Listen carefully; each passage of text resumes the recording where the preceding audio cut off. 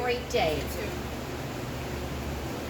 So Okay, the whole hot dog thing. Why haven't you eaten a hot dog? I'm in that 80s fat mode.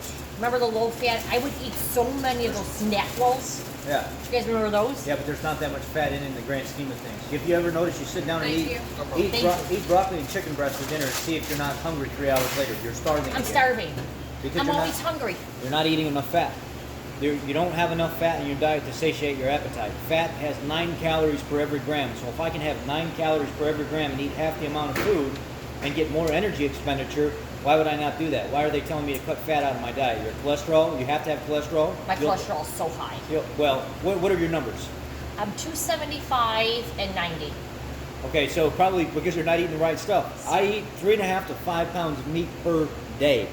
Per day. My HDL is 62, my LDL is 100, my total cholesterol is 170. I have no problem. My triglycerides 52, none at all. My remnant cholesterol score is of an athlete that has never had health problems. That's because the government has everything completely wrong. I know that. You are 100% right on that. But, okay, because you're right, because I'll make dinner, and I'll make my chicken, and I'll have salad, and I'll have a whole bunch of vegetables. And then I'm like, why am I hungry? I'm so hungry. You eat chicken breast or chicken thighs? Thigh, I hate breast. So the thigh is the better part, but what I do is I'll pick the skin up on the thigh. I don't eat the skin. You have to eat the skin. That's where everything's at.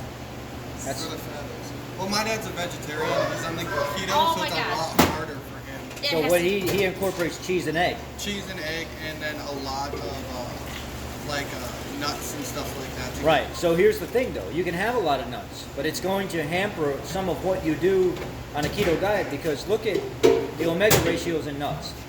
You have like 23,000% omega-6 and like 100% omega-3.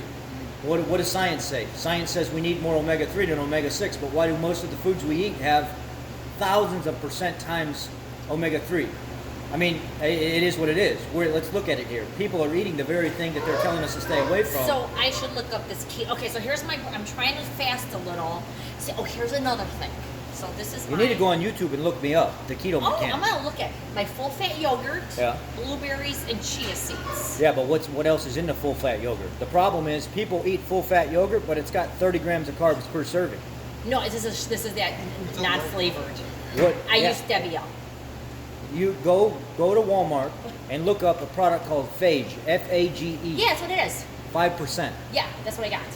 The Fage, Yeah, the Greek yogurt. but the 5% one. No, that's so fat. Oh, okay, That's your problem. that's my problem. Your problem is because you're getting the stuff with no fat. Yeah. And Ansel Keys was the professor back in 1948 that created this whole pandemic. He was a vegan. He wanted to prove that fat is what caused this whole diet heart hypothesis deal, where that's where you get arteriosclerosis. This is where your heart problems come from. He set out to create a 22-country study. None of the correlation equaled causation, the causation equaled correlation. So when the study was published, there was only 7 countries. And people are like, where's the other 15 studies you promised? The other 15 countries? You mean to tell me 7 of them partially, but the other 15 you couldn't get anything on? So it's a bullshit study. The American Diabetes Association, American Heart Association,